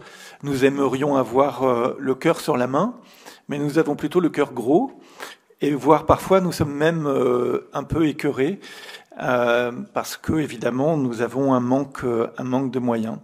Et donc ma première question concernait les services déconcentrés de l'État, qui sont eux-mêmes soumis à la rigueur budgétaire, et je souhaitais savoir comment ces services s'adaptaient aux contraintes budgétaires actuelles, et s'il n'y avait pas une forme de risque de fracture territoriale, parce qu'après avoir une maladie, nous avons foi en les services de l'État, mais après avoir eu une maladie de cœur, nous n'aimerions pas avoir une crise de foi. Ça, c'était ma première question. J'enchaîne les questions, ou vous préférez répondre Comme vous voulez, monsieur le sénateur. J'en avais 5, mais je peux en supprimer quelques-unes, hein, c'est pas un problème. Alors j'enchaîne les questions. Ma deuxième question, c'était les capacités de dérogation des préfets. La loi 3DS a élargi les marges de manœuvre des préfets par un droit à la dérogation réglementaire permettant des ajustements locaux. Et je voulais savoir si vous avez eu recours à ce droit dans l'année passée et actuellement, et quelle est votre position par rapport à ce pouvoir préfectoral dérogatoire que personnellement j'appelle de mes voeux. Et vous savez qu'il y a une PPL qui a été en discussion au Sénat de façon à pouvoir augmenter le périmètre de ce droit. Ma troisième question, c'était sur la pédopsychiatrie. Et donc, bon, évidemment, on a tous suivi avec effroi les différents drames impliquant des mineurs qui ont mis en lumière la grande fragilité du système de pédopsychiatrie en France, qui connaît un manque de moyens, des structures spécialisées qui ne sont pas forcément réparties équitablement sur le territoire, et des problèmes aussi de formation du personnel. Y a-t-il des mesures spécifiques qui ont été mises en place pour mieux identifier et prévenir le comportement à risque des jeunes dans notre département? Ma quatrième question, c'était les violences envers les lieux de culte. Le département du Loiret s'est illustré de façon malheureuse à plusieurs reprises en ce début d'année. Alors, c'est pas tant sur 2024, mais sur en 2025, avec le rabbin d'Orléans qui a subi des violences dans la rue, et puis l'incendie d'une mosquée, notamment à Jargeau. Quelles sont les forces et les services qui sont déployés pour mettre en sécurité tous les lieux de culte, y compris d'ailleurs les églises catholiques, qui sont plus nombreuses. Et puis ma dernière question, c'est sur l'économie de guerre. Économie de guerre qui a été annoncée, éclaironnée par le président de la République, mais dont les industriels disent qu'elle ne s'est pas encore manifestée tout à fait clairement, en tout cas dans la BITD, la base industrielle de défense, technologique de défense. Elle ne s'est pas manifestée véritablement par une augmentation des commandes. Comment est-ce que dans notre département, certains industriels, qui ne sont pas forcément des industriels de la défense, mais sont sollicités par ceux-ci pour pouvoir augmenter les cadences de production? Est-ce qu'il y a un plan spécifique dans ce domaine? Voici mes questions, Madame la Préfète, et je vous remercie par avance des réponses que vous pourrez y apporter. Merci, Monsieur le Sénateur, et merci d'avoir filé avec autant de talent la métaphore sur le cœur, qui est gros, qui est écœuré, enfin, tout ça.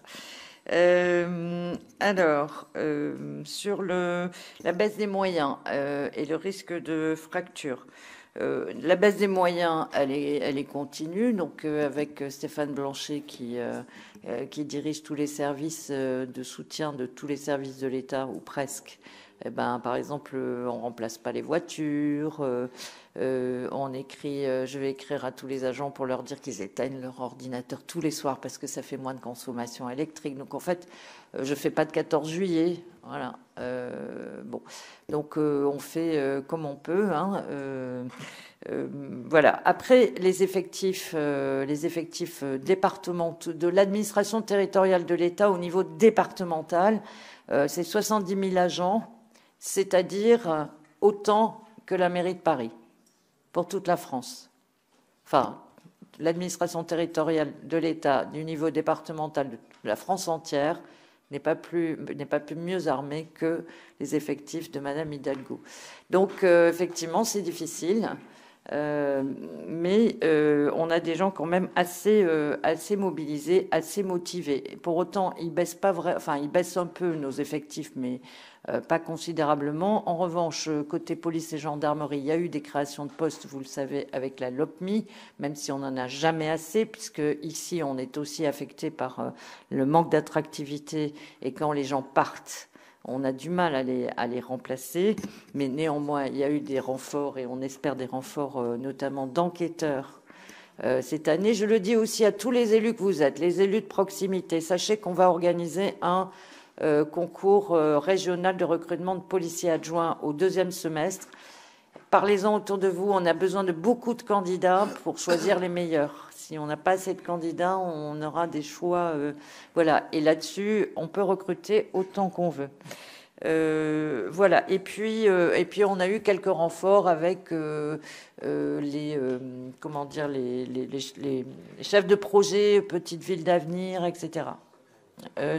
Village d'avenir. Pardon.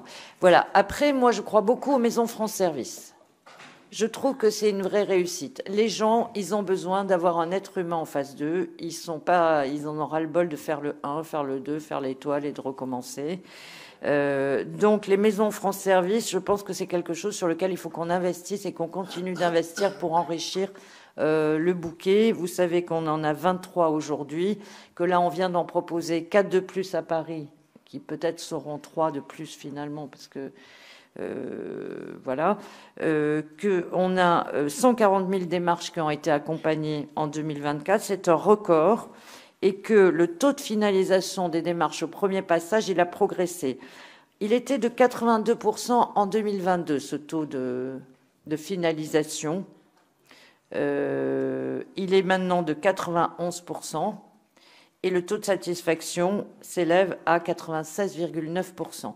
Donc il faut qu'on enrichisse notre bouquet. L'URSSAF vient de nous rejoindre pour les micro-entrepreneurs. On a aussi France Rénov et le chèque énergie. Et on augmente notre aide aux collectivités puisque on va passer de 45 000 cette année à 50 000 l'année prochaine pour toute commune accueillant une maison France Service. En contrepartie, il faut que la commune mette 2 agents, donc ça ne paye qu'une partie, mais néanmoins.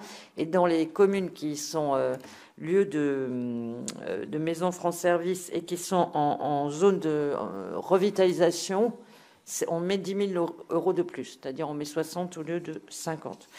Voilà, ça c'est la première question. Deuxième question, dérogation. Vous savez que je suis une fan du pouvoir de dérogation, donc je l'ai utilisé 18 fois l'année dernière. Ou peut-être de l'année dernière jusqu'à aujourd'hui, 18 fois, principalement pour donner du temps des élus à qui on avait accordé des subventions et qui ont dû affronter une défaillance d'entreprise, une complexité juridique, qui n'ont donc pas pu consommer leur crédit dans le temps qui leur était imparti. Et puis j'ai donné une dérogation plus sur le fond. Mais vous savez aussi que je trouve que notre pouvoir de dérogation est ridiculement étroit, qu'il est même moins important que celui de la directrice générale de l'ARS. Je ne vois pas pourquoi les préfets seraient plus idiots que les DGRS. Donc, ça fait 1 an et demi que je pilonne le Premier ministre, le ministre de l'Intérieur avec des notes pour demander à ce que ce soit élargi. Et à cet égard, la proposition de loi de Rémy Pointereau va évidemment dans le bon sens. D'ailleurs, le cabinet du ministre de l'Intérieur m'a demandé mon avis sur ce projet. Voilà. Donc ça va dans le bon sens et oui, il faut qu'on donne de la souplesse pour coller mieux à la réalité.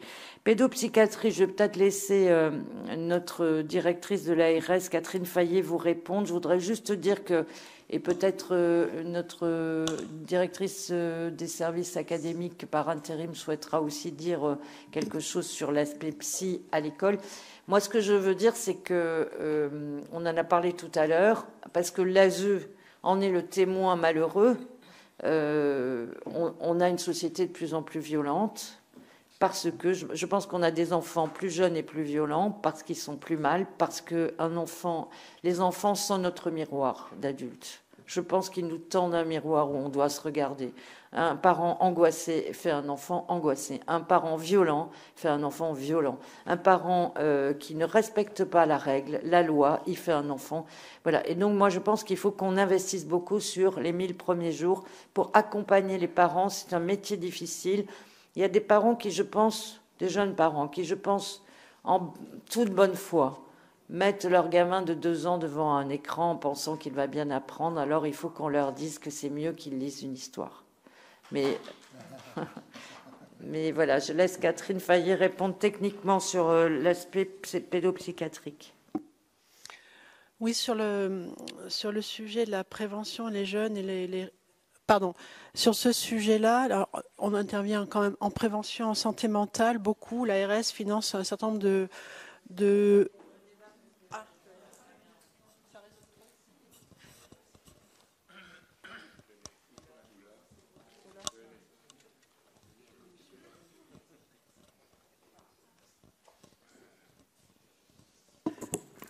Donc, en matière de prévention, c'est vrai qu'on a un énorme focus sur les compétences psychosociales, médico-psychosociales des enfants. Et on commence très tôt, dès l'âge de 4 à 6 ans.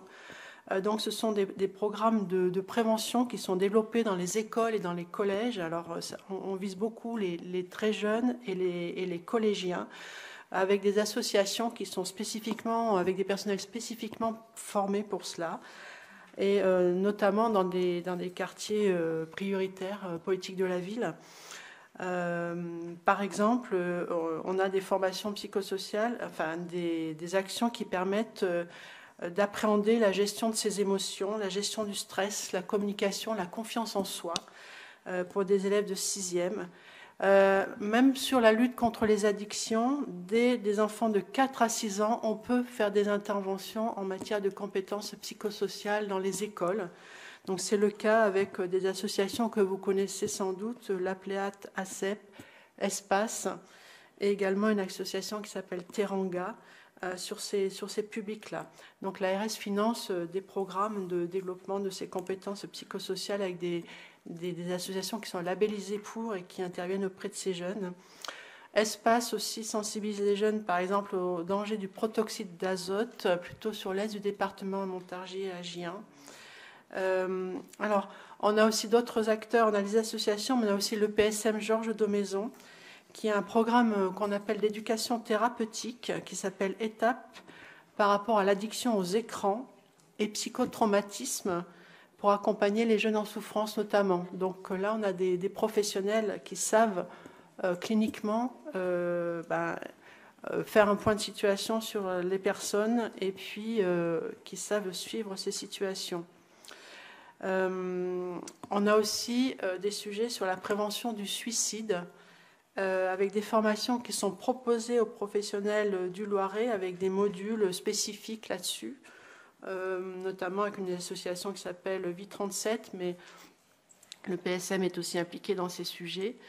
Et aussi pour votre information, le programme national Vigilance, peut-être que vous le connaissez, certains d'entre vous, est un programme qui permet à toute personne hospitalisée pour une tentative de suicide, par exemple, et notamment, la possibilité de joindre des soignants qui sont formés et qui pourront répondre en cas de mal-être ou de problème. Donc ils ont, eux, un accès direct à cette plateforme de soutien.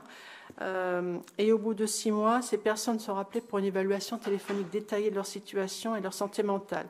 Et à la suite, la veille peut être conduite.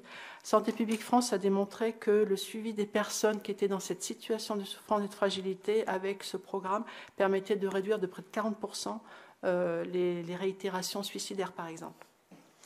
Alors, on a aussi d'autres sujets autour du parcours de la santé mentale, et notamment les parcours de soins coordonnés. Et on intervient même avant 4-6 ans, dès les premiers jours, dans ce qu'on appelle la stratégie des 1000 premiers jours. Et on finance, alors c'est dans le cadre d'un travail partenarial, notamment avec le conseil départemental, mais on travaille avec l'association Parentèle pour les jeunes mamans très précaires. Elle travaille sur des parents avec des enfants de moins d'1 an, dans le but d'assurer une sécurité physique et psychique de l'accompagnement de ces personnes. Avec Appui Santé Loiret aussi, nous avons travaillé en lien étroit avec les services du conseil départemental sur la mise en place du parcours coordonné des enfants protégés, prise en charge somatique et en santé mentale de manière plus précoce, donc avec des postes dédiés spécifiquement sur le suivi de leur parcours et l'évolution de leur situation. Et puis il y a également l'association La Maison des Adolescents qui permet l'accueil et l'écoute, l'accompagnement pluridisciplinaire des adolescents avec des professionnels qui interviennent et qui sont formés notamment. Et bien entendu, il y a toute l'organisation des centres médico-psychologiques enfants et adolescents, ou les hôpitaux de jour aussi, adolescents sur le Giennois, qui est en cours de restructuration par le PSM. Et peut-être aussi, alors, si on parle de l'EPSM, on peut évoquer aussi les spécificités de ces dispositifs vis-à-vis des jeunes. Il a une équipe mobile spécifique qui intervient, ce qui s'appelle l'EMICA, qui intervient en cas de crise par rapport à certains adolescents. Et il a également une offre en hospitalisation complète dans la suite ou à l'occasion de ces crises, avec 10 lits installés. Et puis sur la formation, puisque c'était une de vos questions importantes aussi, la formation des professionnels par rapport à certains sujets santé mentale des jeunes. Donc dans le cadre des contrats locaux de santé, on développe les formations au premier secours en santé mentale. Donc ce sont des formations qui ont énormément de succès, qui sont ouvertes à tous les professionnels, qu'ils interviennent en collectivité locale, à l'éducation nationale, dans les associations du secteur médico-social, etc. Avec l'appui de l'association Appui Santé Loiret, ou l'ACPM ou le PSM, ça dépend, il y a plusieurs propositions de formation possibles. Ça a beaucoup de succès, ça marche très très bien sur la sensibilisation au repérage, un certain nombre de problématiques, éventuellement même psychiques des jeunes, dans plusieurs sites, que ce soit de l'école, jusque dans des institutions ou dans des accueils éventuellement de collectivités locales.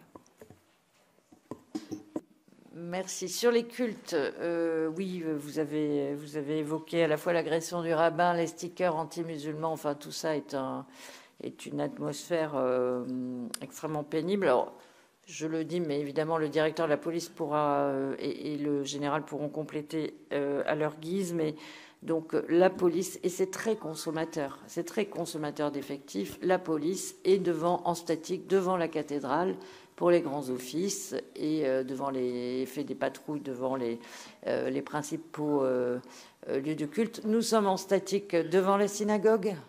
Et nous sécurisons aussi maintenant, enfin, avec des patrouilles dynamiques, les mosquées.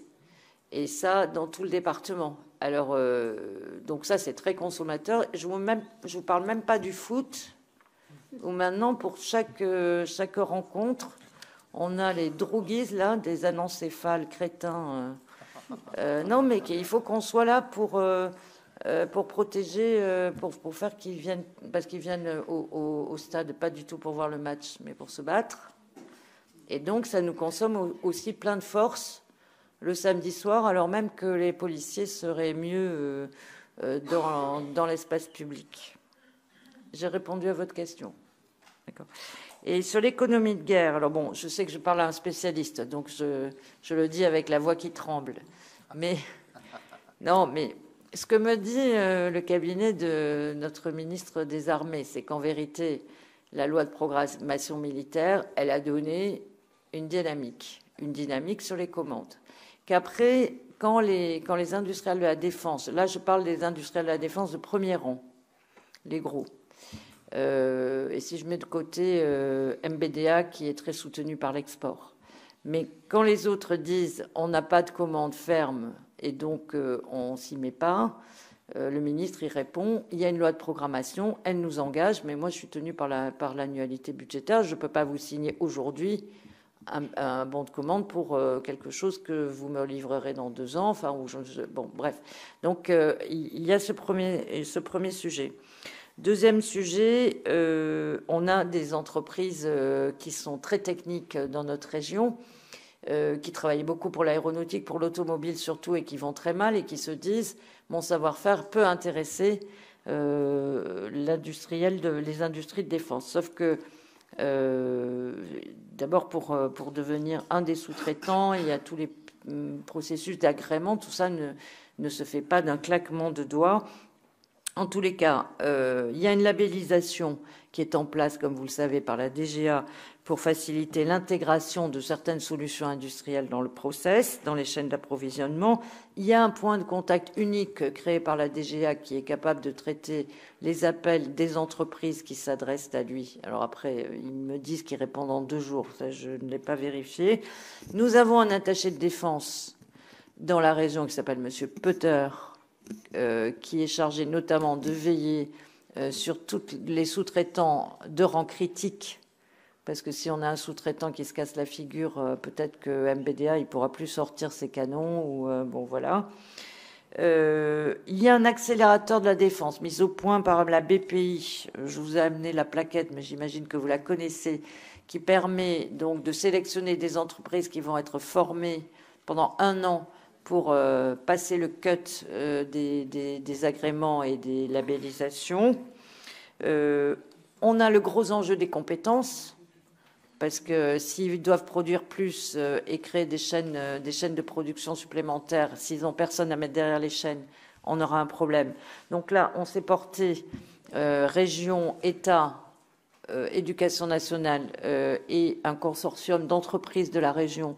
On a candidaté à France 2030 pour être lauréat Esperton d'un appel à projet compétences et métiers d'avenir qui nous permettrait d'avoir de l'argent pendant 5 ans pour changer les formations et fournir aux industriels les compétences dont ils ont besoin en commun, parce que conducteur de machines, maintenance de matériel, ça vaut pour la cosmétique, pour la pharma, pour le nucléaire et pour la BIDT, quoi. Mais donc j'espère qu'on va être retenu. On avait envoyé comme ambassadeur avec les équipes du rectorat Jean-Paul Combé-Morel, qui était très très battant. Donc j'espère que on va être retenu.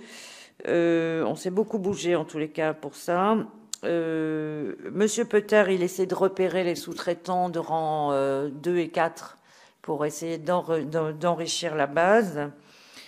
nous, et je remercie Jacques Connaisson, et je remercie Jean-Pierre Goron, nous, quand on a un industriel dans le Loiret qui s'adresse à nous, on met en place une équipe interministérielle éphémère qui est chargée d'instruire dans des temps très courts, avec un dialogue tout au fil, pour ne pas perdre de temps dans les autorisations, etc. Et donc, les chevilles ouvrières, Jean-Pierre et Jacques Connaisson, ça nous a permis de délivrer un permis à Roxelles, qui restait à la Ferté-Saint-Aubin. On travaille avec Thales sur une nouvelle coulée. Donc voilà, on s'agite pas mal. Et puis, vous le savez, on a fait une réunion juridique avec les industriels pour savoir quelle simplification. Je crois que vous assistiez en visio. Non, d'accord. J'ai corrigé la note hier au Premier ministre qui propose un certain nombre de choses. Je vous l'adresserai pour votre bonne information. Parce qu'en effet, si on veut produire plus, on ne peut pas avoir des procédures de droit commun qui mettent des années. Donc, si on l'a fait pour les JO, si on l'a fait pour Notre-Dame, et si demain, en effet, l'Europe est agressée, il faut qu'on puisse monter en cadence, et ça ne se fait pas d'un jour, d'un seul. Voilà, j'espère que j'ai répondu.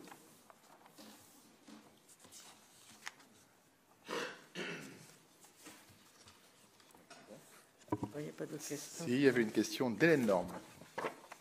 Merci, Monsieur le Président. Madame la Préfète, ma question porte sur la place de l'État pour aider notre département face à des constats répétés, à commencer par la surpopulation à la maison de l'enfance. Vous en avez parlé, je vous remercie de votre attention à ce sujet, mais là je suis sur la surpopulation à la maison de l'enfance, les difficultés de recrutement dans les différents établissements. Et à cela se rajoutent, vous le savez également, les transformations des mesures de placement à domicile en AEMO, renforcées avec hébergement suite à la décision de la Cour de cassation. Quel est l'accompagnement de l'État auprès du département dans ce bouleversement? Et puis la ministre de la Famille, Catherine Vautrin, a annoncé un projet de loi pour l'automne sur la protection de l'enfance. Rappelons que l'Assemblée nationale s'est saisie du dossier à travers une mission d'information qui s'est conclue par la publication d'un rapport instructif, complet et offensif, rappelant les défaillances de l'État dans ce domaine et appelant à de nombreuses mesures sur la gouvernance, sur les moyens, notamment la justice, et avec de nombreuses propositions sur le repérage des situations de danger, sur les politiques de prévention. Une grande partie de la réponse est dans les politiques de prévention, c'est une certitude. Et donc, c'est là le message que nous souhaitons vous adresser à l'État à travers vous, Madame la Préfète, sur notre conviction de voir l'État se saisir de cette question et être à la hauteur des enjeux, notamment sur les questions de prévention. Et la nouvelle loi annoncée devra concrétiser ces annonces-là. Peut-être en savez-vous un peu plus sur le projet de loi. Merci à vous.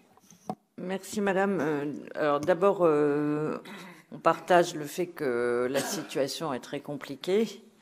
Je pense que le président du département et son équipe sont très investis sur le sujet. Ça n'est pas un sujet mineur à leurs yeux. C'est un sujet qui les préoccupe, qui les affecte. Ils cherchent des solutions, notamment d'essayer de vider le sureffectif que vous pointez et qui est exact de la MDE en créant des petites structures. Se pose quand même la question des recrutements, de gens professionnels, de gens qualifiés. Voilà.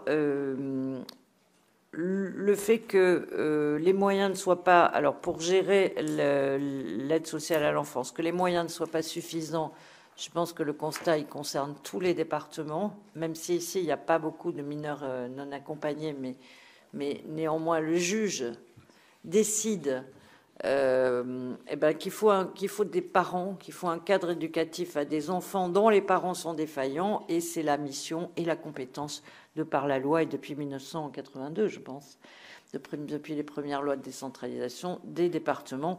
Donc le fait que la société, comme on l'a dit tout à l'heure, soit de plus en plus dysfonctionnelle, que les parents soient de moins en moins cadrants, et que ça nécessite de la prévention, évidemment, on partage. Le fait qu'aujourd'hui, les réponses ne soient pas adaptées à la situation, on partage. C'est pourquoi je crois que les départements font l'objet, comme je l'ai dit tout à l'heure, dans le cadre du dialogue avec les collectivités engagé par M. Rebsamen et les ministres des Finances, d'un groupe dédié. Ils ne sont pas mélangés, les départements ne sont pas mêlés avec le bloc communal ou avec les régions qui ont d'autres problématiques, mais pas celle-là. Le bloc communal ne va pas si mal. Celui de la collectivité qui va le plus mal, c'est clairement les départements. Donc, je pense que le gouvernement est tout à fait conscient, enfin, je pense pas, le gouvernement est conscient et recherche des solutions. Quelles sont les solutions qui sortiront de ces discussions? Moi, je ne sais pas vous le dire. Après, sur la prévention, sur la transformation des DAPAD en AEMO renforcés, les services de Géraud Tardif, que je remercie, sont associés à la discussion. Je ne sais pas si Géraud veut ajouter quelque chose, mais donc l'objectif, c'est d'arriver à une convention d'objectifs en 2025. Moi, je mobiliserai, comme j'ai dit, moyens de droit commun que je peux pour aider les équipes de la MDE, mais enfin tout ça, c'est effectivement un peu des bouts de ficelle. Il faut qu'on s'y mette tous. C'est là où on voit que, parce que moi, je pourrais dire, c'est pas ma compétence, c'est le problème de la justice du département, je m'en fiche. Non, je crois qu'il faut qu'on se sente tous concernés par ces enfants qui vont pas bien. Et du coup, les équipes qui l'ont exprimé très clairement, je vais faire remonter ça avec Madame Vautrin, des équipes c'est des gens de conviction qui font ce métier. C'est des gens animés par des valeurs et leur métier, leur choix, c'est de protéger des enfants à qui que la vie a violé, maltraité, battu, abandonné, enfin des horreurs absolues. Et eux, ils se sentent en incapacité de le faire, donc ça les rend aussi malheureux. Donc il faut vraiment qu'on arrive à progresser. Mais je pense que le département fait tout ce qu'il peut et qu'il a multiplié par 3, par 5, je ne sais pas, les moyens. Alors il faut continuer, mais encore faut-il qu'ils aient des ressources à la hauteur de l'attente. Voilà, je n'ai pas répondu à votre... Enfin voilà, on est vraiment... on partage ce que vous dites. Et effectivement, si on ne veut pas que ce soit un tonneau des Danaïdes, alors il faut travailler tout petit, quoi. Tout petit, les 1000 jours, dès la grossesse, intra-utéro. Il faut commencer à s'occuper de ces choses-là. Merci Madame la Préfète. En tout cas, votre présence a été vraiment appréciée par nos agents de la Maison de l'Enfance ce matin. C'est vrai qu'il y a une instance aussi, le CDPE, qui permet d'échanger entre différents services et de, je dirais, tout mettre sur la table. C'est-à-dire qu'au CDPE, vraiment, il n'y a aucun sujet qui est caché et ça permet aussi d'échanger sur cette problématique de la protection de l'enfance avec Madame la Préfète qui co-préside aussi ce CDPE. Je pense que c'est important d'avoir cette instance. Et puis c'était vraiment... le fait que vous soyez à nos côtés a été apprécié, comme je l'ai dit, et surtout quand vous nous dites que vous allez faire remonter à la ministre, c'est ce qu'on attend aussi pour nous. Alors nous, on le fait régulièrement à travers notre syndicat professionnel, à travers DF, département de France, mais quand c'est une préfète de région qui fait remonter, je pense que là aussi, vous avez une écoute attentive, et puis on compte évidemment sur nos parlementaires pour se faire l'écho aussi au Parlement de toutes ces problématiques. En tout cas, vous avez bien perçu le message, et ça, je vous en remercie très sincèrement. Bien, écoutez, je pense qu'on arrive au terme de ces discussions, de ces échanges avec vous, ces échanges en direct. Merci aux élus pour les questions posées qui ont permis d'éclaircir certains points. Et voilà, donc maintenant, je crois que nous sommes invités à la préfecture, dans vos locaux. Absolument, vous êtes cordialement invités dans les jardins de la préfecture pour un repas. Enfin, un repas léger, vu la chaleur. Voilà. On sera à l'ombre des arbres, si j'ai bien compris. Et puis à mes collègues, donc je le redis, nous allons reprendre à 14h30. Là, on n'aura pas d'extension de la pause méridienne. Je souhaiterais qu'on arrête nos travaux à 16h45 ou 16h50, parce que j'avais oublié que j'avais une obligation dans la soirée. Donc, voilà, et nous aurons largement le temps de traiter tous les sujets demain matin à la reprise. Donc voilà, cet après-midi, il y aura peut-être des rapports à passer en priorité. Christian, tu verras si on passe les rapports de la commission C en priorité. Voilà, merci à toutes et tous. Donc il y a 2 véhicules, 9 places qui font la jonction, 8 places qui font la jonction entre le département et la préfecture. Donc n'hésitez pas à en profiter. Voilà, merci, rendez-vous à la préfecture.